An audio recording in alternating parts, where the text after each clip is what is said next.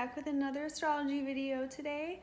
Today I wanted to talk about sexual and physical planets in astrology, which is going to be mainly your Mars.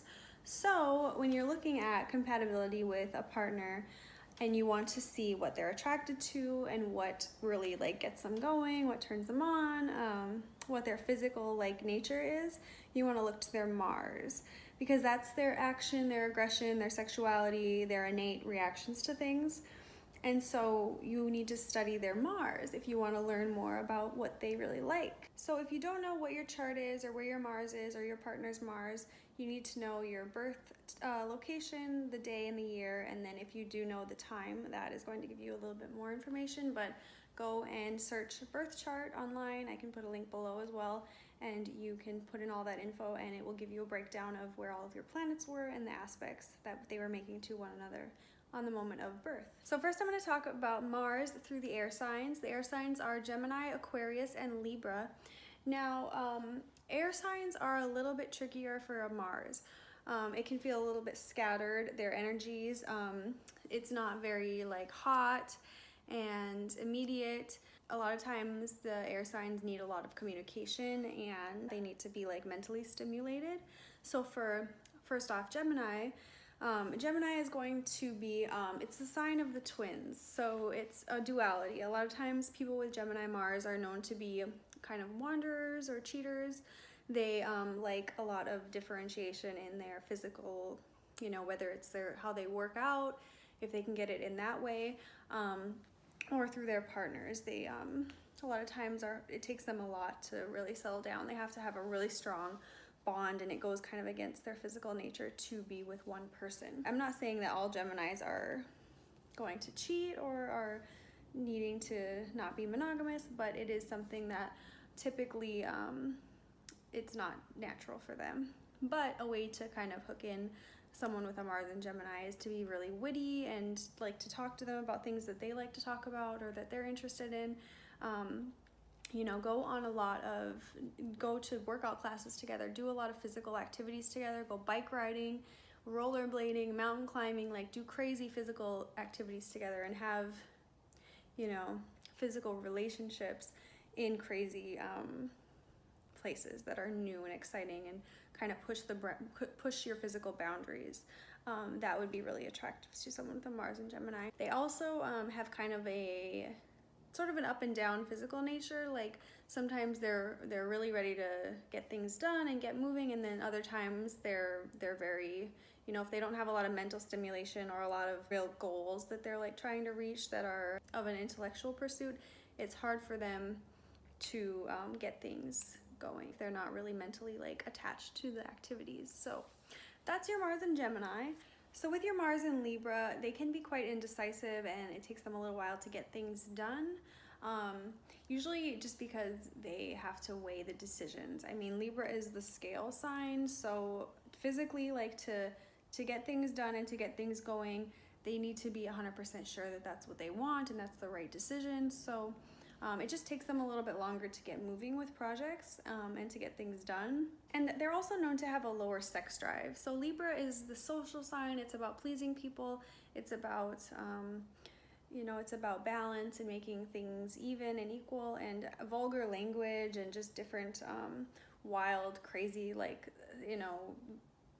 maybe gross sexual things are not the avenue for Libra. Libra likes romance and pleasure and really likes the beautiful, nice things of life. So as far as just the hot, raw sexuality that an Aries Mars or Scorpio Mars might want to get into, Libra is a little bit more shy of, and maybe they would just need someone to help them unlock that passion and to help let them be more open with it. Libra Mars is also quite choosy and picky. It is going back to that balance equation that they have to deal with when they're making decisions. They just are pickier when choosing partners. Libra is also not a sign that likes confrontation or fighting, so a Mars in Libra is not going to be very quick to anger or quick to be involved in a fight or confrontations of any sort. They're more social and pleasing sign, so they're going to want to try to please people and to make people happy. So they're just slower to their sexuality, slower to make decisions, and slower to anger. which, you know, is not always a good or a bad thing, but it's just something that is a part of the nature of a Mars in Libra. So something that you might want to do to like please your Mars in Libra or make things better with them is like take them on beautiful dates where you can go and have a really great conversation and enjoy some great beautiful scenery or food.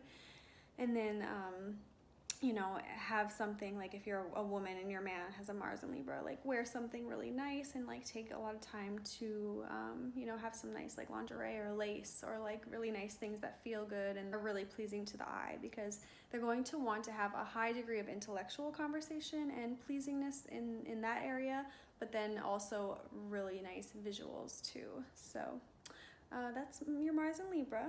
Mars in Aquarius. Aquarius is ruled by Uranus, which is, you know, the sign of uniqueness, individuality, not following, you know, status norms of society, being really just being an individual. And Aquarius there, or Mars in Aquarius, is going to really seek those unique pursuits and really want to try everything once with their physical bodies, you know, whether that's in the sexual nature or just in life in general. They really like to have unique experiences. Mars in Aquarius can also be quite detached from their physical relationships, and for people who have more earthy Marses or things like that, that might not be a good match, because someone with a air Mars who, you know, can detach and not really be in the moment physically, like a earth sign, or even a water sign, it's going to be a little bit of a challenge to blend those energies. They're going to be up in their own world, kind of in their head and their mental energy while they're doing, you know, sexual things. So if you can communicate with them and get them to, you know, use their speech and to listen to what you're saying while you guys are like in the moment, that might be a good way to really hook them in and get their attention and help them be there with you and not off in kind of fantasy la la land. So that's really with all the air signs. But that's really all that I have to say about the air signs and having your Mars there. So I hope you guys like this, and let me know if you have any questions. You can find me on Instagram or on Twitter. I'll put those links below, and also you can email me if you want to do, I'm doing short readings right now just because I finished my first class of astrology, and I've been studying for years. So I just feel like I'm ready to start doing small readings, and if you're interested, definitely send me an email or a message on my social medias, or even here. That would be great, and I would love to give you a short reading or help answer a question for you. Take care. Bye, guys.